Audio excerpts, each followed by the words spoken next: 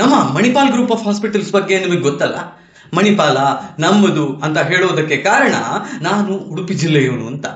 ಆದರೆ ಈ Manipal group of hospitals ಈಗ ನಮ್ಮದಲ್ಲ. ಕಾರಣ ಟೆಮಸಕ್ ಹೋಲ್ಡಿಂಗ್ಸ್ ಅಂತ ಹೇಳುವಂತಹ ಒಂದು ಸಿಂಗಪುರ್ನ ಸಾವರಿನ್ ವೆಲ್ತ್ ಫಂಡ್ ಈ ಮಣಿಪಾಲ್ ಗ್ರೂಪ್ ಆಫ್ ಹಾಸ್ಪಿಟಲ್ಸ್ ನಲ್ಲಿ 59% ಸ್ಟೇಕ್ ಅನ್ನು ಹೊಂದಿದೆ. They are the majority stake holders in the Manipal group of hospitals. ಇದು ಒನ್ ಆಫ್ ಅಲ್ಲ. ನಿಮ್ಗೆ ಬ್ಲ್ಯಾಕ್ ಸ್ಟೋನ್ ಅಂತ ಹೇಳುವಂತಹ ಜಗತ್ತಿನ ಅತಿ ದೊಡ್ಡ ಪ್ರೈವೇಟ್ ಈಕ್ವಿಟಿ ಪ್ಲೇಯರ್ ನ ಬಗ್ಗೆ ಗೊತ್ತಿರಬಹುದು. ಇವರು ಕೇರ್ ಹಾಸ್ಪಿಟಲ್ಸ್ ಮತ್ತು ಕಿಮ್ಸ್ ಹಾಸ್ಪಿಟಲ್ ಅಂತ ಹೇಳುವಂತಹ ನೆಟ್ವರ್ಕ್ ಅನ್ನ ಖರೀದಿ ಮಾಡ್ತಾರೆ. $400 ಮಿಲಿಯನ್ ನಷ್ಟು ದುಡ್ಡನ್ನ ಖರ್ಚು ಮಾಡಿ ಈ ಹಾಸ್ಪಿಟಲ್ ಚೈನ್ ನಲ್ಲಿ ಇವರು ಮೆಜಾರಿಟಿ ಸ್ಟೇಕ್ ಅನ್ನ ಹೊಂದುತ್ತಾರೆ. ಆಸ್ಟರ್ಡಿಯಂ ಅಂತ ಹೇಳುವಂತಹ ಇನ್ನೊಂದು ಹಾಸ್ಪಿಟಲ್ ಚೈನ್ ಅನ್ನು ಕೂಡ ಇದೇ ರೀತಿ ಭಯಂಕರ ದುಡ್ಡು ಕೊಟ್ಟು ಬಿಟ್ಟು ಬ್ಲ್ಯಾಕ್ ಸ್ಟೋನ್ ಖರೀದಿ ಮಾಡುತ್ತೆ. ಇವರಿಬ್ಬರೇನಾ ಇಲ್ಲಿರೋದು ಅಂತ ಕೇಳಿದ್ರೆ ಖಂಡಿತ ಅಲ್ಲ. ಕಾಲ್ಬರ್ಗ್ ಕ್ರಾವಿಸ್ ರಾಬರ್ಟ್ಸ್ KKR ಅಂತ ಹೇಳುವಂತಹ ಇನ್ನೊಂದು private equity firm baby memorial hospital chain ಅಂತ ಹೇಳುವಂತಹ ಒಂದು ನಾರ್ತ್ ಕೇರಳದ ಹಾಸ್ಪಿಟಲ್ ಚೈನ್ ಅನ್ನ ಖರೀದಿ ಮಾಡುತ್ತೆ. ಅದೇ ರೀತಿಯಲ್ಲಿ ಸ್ಟಾರ್ ಹಾಸ್ಪಿಟಲ್ಸ್ ಅಂತ ಹೇಳುವಂತಹ ಹೈದರಾಬಾದಿನ ಇನ್ನೊಂದು ಹಾಸ್ಪಿಟಲ್ ಚೈನ್ ಅನ್ನ ಖರೀದಿ ಮಾಡುತ್ತೆ. ಇವು ಎರಡನ್ನೂ ಕೂಡ ಕಂಬೈನ್ ಮಾಡಿಬಿಟ್ಟು ತನ್ನದೊಂದು ಸೌತ್ ಇಂಡಿಯನ್ ಫುಟ್ ಹೋಲ್ಡ್ ಅನ್ನ ಎಸ್ಟಾಬ್ಲಿಷ್ ಮಾಡುತ್ತೆ. ಇವರು ಇದಕ್ಕಿಂತ ಮುಂಚೆ ಮ್ಯಾಕ್ಸ್ ಹೆಲ್ತ್ ಅಂತ ಹೇಳುವಂತಹ ಒಂದು ಹಾಸ್ಪಿಟಲ್ ಚೈನ್ ನಲ್ಲಿ ಹೂಡಿಕೆಯನ್ನ ಮಾಡಿದ್ರು, ಅಲ್ಲಿ ಲಾಭ ಮಾಡಿಕೊಂಡು ಹೊರಗೆ ಬಂದ್ರು. ಇವರ ಬಿಸ್ನೆಸ್ ಮಾಡೆಲ್ ಸಿಂಪಲ್ ಆಗಿರುವಂತಹದ್ದು. ಯಾವುದಾದ್ರೂ ಒಂದು ರೀಜನ್ ನಲ್ಲಿ ಅತ್ಯಂತ ದೊಡ್ಡ ಹೆಸರು ಮಾಡಿರುವಂತಹ ಹಾಸ್ಪಿಟಲ್ ನ ಮೇಲೆ ಮೊದಲು ಇನ್ವೆಸ್ಟ್ ಮಾಡ್ತಾರೆ, ಆ ಹಾಸ್ಪಿಟಲ್ ಅನ್ನ ಎಕ್ವೈರ್ ಮಾಡ್ತಾರೆ. ಇದಾದ್ಮೇಲೆ ಆ ಹಳ್ಳಿಗಳಲ್ಲಿ ಅಥವಾ Tier 2 Tier 3 ಸಿಟಿಗಳಲ್ಲಿ ಇರುವಂತಹ ಬೇರೆ ಹಾಸ್ಪಿಟಲ್ಗಳ ಜೊತೆಗೆ ಈ ಹಾಸ್ಪಿಟಲ್ ಟೈಅಪ್ ಮಾಡುವ ರೀತಿಯಲ್ಲಿ ನೋಡಿಕೊಡ್ತಾರೆ. ಸೊ ಆ ರೀಜನ್ ನಲ್ಲಿ ಯಾರಿಗೆ ಏನೇ ಆದ್ರೂ ಕೂಡ ಈ ಹಾಸ್ಪಿಟಲ್ಗೆ ನೀವು ಹೋಗಬೇಕು ಅಂತ ಹೇಳುವ ಪರಿಸ್ಥಿತಿ ಬಂದು ಬಿಡುತ್ತೆ. ಬರಲಿ, ಹೆಲ್ತ್ ಕೇರ್ ನ ಮೇಲೆ ಅವರು ಇನ್ವೆಸ್ಟ್ಮೆಂಟ್ ಮಾಡ್ತಿದ್ದಾರೆ. ಅಲ್ಲಿ ಹೊಸ ಇಕ್ವಿಪ್ಮೆಂಟ್ಸ್ ಬರ್ತಿದೆ, ಹೊಸ ಮಲ್ಟಿ ಸ್ಪೆಷಾಲಿಟಿ ಡಿಸಿಪ್ಲಿನ್ಗಳು ಅಲ್ಲಿ ಬರ್ತಿದ್ದಾವೆ. ಯಾವ ರೋಗಕ್ಕೆ ನಿಮ್ಗಲ್ಲಿ ಹೋದ್ರೂ ಕೂಡ ಟ್ರೀಟ್ಮೆಂಟ್ ಸಿಗುವ ಹಾಗಾಗಿದೆ. ಹೆಲ್ತ್ ಕೇರ್ ಎಲ್ಲರಿಗೂ ಸಿಗ್ತಿದೆಯಲ್ವಾ ಅನ್ನುವಂತಹ ಪ್ರಶ್ನೆ ನಿಮ್ಮದಾಗಿದ್ರೆ, ವೈದ್ಯಕೀಯ ಚಿಕಿತ್ಸೆ ಅಂತ ಹೇಳುವಂತಹದ್ದು ಒಂದು ಅತ್ಯಂತ ಪವಿತ್ರವಾದಂತಹ ಕೆಲಸ ಅಂತ ಹೇಳುವಂತಹ ಮನಸ್ಥಿತಿಯಲ್ಲಿದ್ದಂತಹ ವೈದ್ಯರು, ಹಾಸ್ಪಿಟಲ್ ಗ್ರೂಪ್ಗಳು ಇವತ್ತು ಪ್ರೈವೇಟ್ ಇಕ್ವಿಟಿಯ ಪಾಲಾಗ್ತಾ ಇದೆ. ಈ ಪ್ರೈವೇಟ್ ಇಕ್ವಿಟಿಯವರಿಗೆ ನೀವು ಹಾಸ್ಪಿಟಲ್ ನಡೆಸ್ತಿದ್ದೀರೋ, ಕಸಾಯಿಖಾನೆ ನಡೆಸ್ತಾ ಇದ್ದೀರೋ, ಸ್ಮಶಾನವನ್ನ ನಡೆಸ್ತಿದ್ದೀರೋ ಮ್ಯಾಟರ್ ಆಗೋದಿಲ್ಲ. ಅವರಿಗೆ ಮ್ಯಾಟರ್ ಆಗುವಂತಹದ್ದು ನೀವೆಷ್ಟು ರೆವೆನ್ಯೂ ಜನರೇಟ್ ಮಾಡ್ತಿದ್ದೀರಿ, ಎಷ್ಟು ಪ್ರಾಫಿಟ್ ಜನರೇಟ್ ಮಾಡ್ತಿದ್ದೀರಿ ಅಂತ ಹೇಳೋದು ಮಾತ್ರ. ಇವತ್ತು ಇವರು ಎಲ್ಲರೂ ಕೂಡ ಕೆಲಸ ಮಾಡುವಂತಹದ್ದು AROB ಅಂತ ಹೇಳುವಂತಹ ಒಂದು ಟರ್ಮಿನಾಲಜಿಯ ಮೇಲೆ, average revenue per occupied bed ಅಂತ ಹೇಳೋದು. ಒಂದು 300 ಬೆಡ್ಡಿನ ಆಸ್ಪತ್ರೆಯನ್ನ ಇವರು ಸೆಟಪ್ ಮಾಡಿದ್ರೆ ಇವರು ಅದರಲ್ಲಿ ನೋಡುವಂತಹದ್ದು ಪರ್ ಬೆಡ್ ಪರ್ ಡೇ ನನಗೆಷ್ಟು ರೆವೆನ್ಯೂ ಬರ್ತಿದೆ ಅಂತ. ಈ per bed per day revenue ಅನ್ನ ಹೆಚ್ಚು ಮಾಡಿಕೊಂಡು ಹೋಗುವಂತಹದ್ದು, ಅದರ ಮೂಲಕ ಲಾಭವನ್ನ ಹೆಚ್ಚು ಮಾಡುವಂತಹದ್ದು ಇವರ ಸಿಂಗಲ್ ಪಾಯಿಂಟ್ ಎಜೆಂಡಾ. ಇದಕ್ಕೋಸ್ಕರ ಏನೆಲ್ಲ ಬೇಕು ಅದೆಲ್ಲವನ್ನು ಅವರು ಮಾಡೋದಕ್ಕೆ ತಯಾರಿರ್ತಾರೆ. ಇವತ್ತು ನಮಗೂ ನಿಮಗೂ ಗೊತ್ತಿರುವಂತಹ ಓಪನ್ ಸೀಕ್ರೆಟ್ ಏನು ಅಂತ ಹೇಳಿದ್ರೆ, ದೊಡ್ಡ ಆಸ್ಪತ್ರೆಗಳಲ್ಲಿ ದೊಡ್ಡ ವೈದ್ಯರುಗಳಿಗೆ ಟಾರ್ಗೆಟ್ ಸೆಟ್ ಮಾಡ್ತಾರೆ. ಈ ತಿಂಗಳಲ್ಲಿ ನೀನಿಷ್ಟು ಆಂಜಿಯೋಪ್ಲಾಸ್ಟಿ ಮಾಡಿಸ್ಬೇಕು, ಈ ತಿಂಗಳಲ್ಲಿ ನೀನಿಷ್ಟು ಕೀಮೋ ಮಾಡಬೇಕು, ಇಷ್ಟು ಜನರಿಗೆ MRI ಆಗ್ಬೇಕು, ಇಷ್ಟು ಜನರಿಗೆ CT ಆಗ್ಬೇಕು ಅಂತ. ಎಲ್ಲ ವೈದ್ಯರು ಇದನ್ನ ಮಾಡ್ತಿದ್ದಾರೆ ಅಂತ ನಾನು ಹೇಳ್ತಿಲ್ಲ, ಬಟ್ ತುಂಬಾ ಜನ ಇದನ್ನ ಮಾಡ್ತಿದ್ದಾರೆ. ಹೀಗಿದ್ದಾಗ ನೀವು ಮತ್ತು ನಾವು ಸಾಮಾನ್ಯರು, ನಾವು ಇವರಿಗೆ ಬಿಸ್ನೆಸ್ ಅನ್ನ ಕೊಡುವವರು, ರೋಗಿಗಳು, ನಾವು ಏನು ಮಾಡಬೇಕು ಯೋಚನೆ ಮಾಡಿ. ಇಂತಹ ಘಟನೆಗಳು ನಡೆದಾಗ, ಹೆಲ್ತ್ ಕೇರ್ ಸ್ಕೇರ್ ಬಂದಾಗ, ಈಗ ನನ್ನ ಪರಿಸ್ಥಿತಿಯಲ್ಲಾದಂತಾದ್ರೆ ಅಪಘಾತ ಆದಾಗ ನಮ್ಗೆ ಆಯ್ಕೆ ಇರೋದಿಲ್ಲ. ಈ ಆಸ್ಪತ್ರೆ ಬೇಡ, ಆ ಆಸ್ಪತ್ರೆಗೆ ಹೋಗೋಣ ಅಂತ, ಅಥವಾ ಈ ವೈದ್ಯರು ಬೇಡ, ಅಲ್ಲಿಗೆ ಹೋಗೋಣ ಅಂತ ಯಾವ ಆಯ್ಕೆಯನ್ನು ಮಾಡುವಂತಹ ಅವಕಾಶ ನಿಮಗಿರೋದಿಲ್ಲ.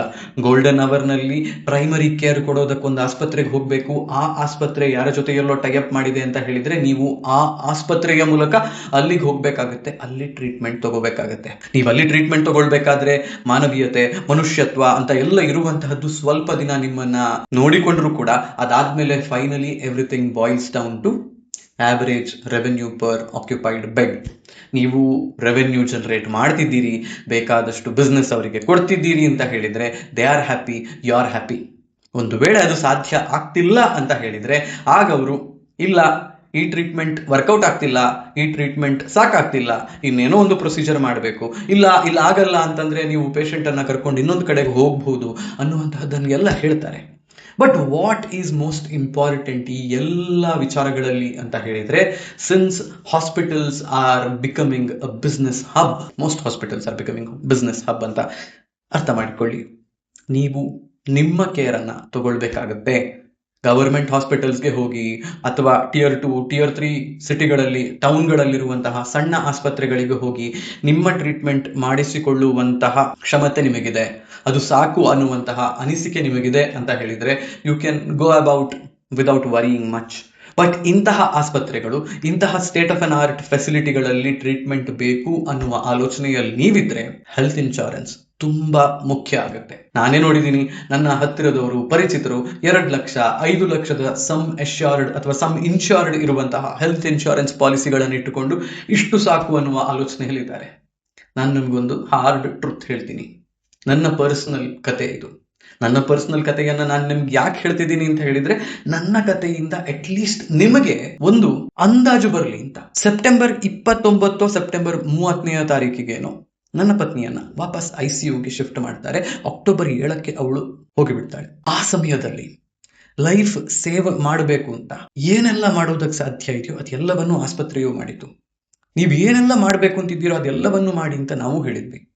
ಯಾವುದರಲ್ಲೂ ಅವರು ಹೆಚ್ಚು ಕಡಿಮೆ ಅಂತ ಹೇಳೋದಕ್ಕೆ ಮಾಡೋದು ಹೋಗ್ಲಿಲ್ಲ.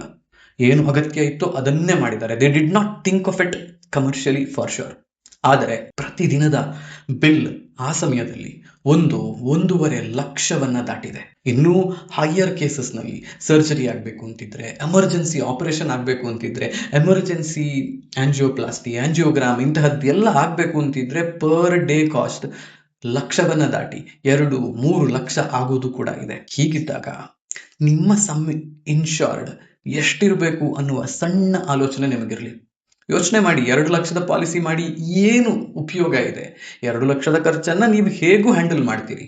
20, 25, 30 ಲಕ್ಷದ ಖರ್ಚು ಈಗ 1 ತಿಂಗಳು ಹಾಸ್ಪಿಟಲ್ನಲ್ಲಿ ನೀವೊಂದು ಸೀರಿಯಸ್ ಇಲ್ನೆಸ್ನಿಂದ ದಾಖಲಾದ್ರೆ ಬೇಕಾಗುತ್ತೆ. ಅದೇ ನೀವು ಕ್ರಿಟಿಕಲ್ ಇಲ್ನೆಸ್ ಅಂತ ಹೇಳಿಕೊಂಡು ಕ್ಯಾನ್ಸರ್ನಂತಹ ಟ್ರೀಟ್ಮೆಂಟ್ಗೆ ಹಾಸ್ಪಿಟಲ್ಗಳಿಗೆ ಹೋದ್ರೆ ವರ್ಷಗಟ್ಟಲೆ ಇದು ಆಗಿಬಿಡುತ್ತೆ. ಖರ್ಚು 50 ಲಕ್ಷದಿಂದ 1 ಕೋಟಿಯವರೆಗೆ ಹೋಗುತ್ತೆ. ಇವತ್ತು ಆ ಕಡೆ ನೋಡಿದ್ರೆ ಒಬ್ಬ ವ್ಯಕ್ತಿಗೆ ಕ್ಯಾನ್ಸರ್ ಇದೆ, ಈ ಕಡೆ ನೋಡಿದ್ರೆ ಇನ್ನೊಬ್ಬ ವ್ಯಕ್ತಿಗೆ ಕ್ಯಾನ್ಸರ್ ಇದೆ. ಹೀಗಿದ್ದಾಗ how do you think that you will not be exposed to such serious illnesses? ಹೇಗೆ ನಾವು ನಮ್ಮನ್ನ ನಾವು ಇದ್ಯಾವುದು ನನಗೆ ಬರೋದಿಲ್ಲ ಅನ್ನುವಂತಹ ಬಂಡ ಧೈರ್ಯದಲ್ಲಿ ಬದುಕಿಸಿಕೊಳ್ಳೋದು? ಹಾಗಾಗಿ ನಾನು ನಿಮ್ಗೆ ಹೇಳೋದು ಯಾವಾಗ್ಲೂ ಕೂಡ ಹೆಲ್ತ್ ಇನ್ಶೂರೆನ್ಸ್ ತುಂಬಾ ಮುಖ್ಯ ಅಂತ.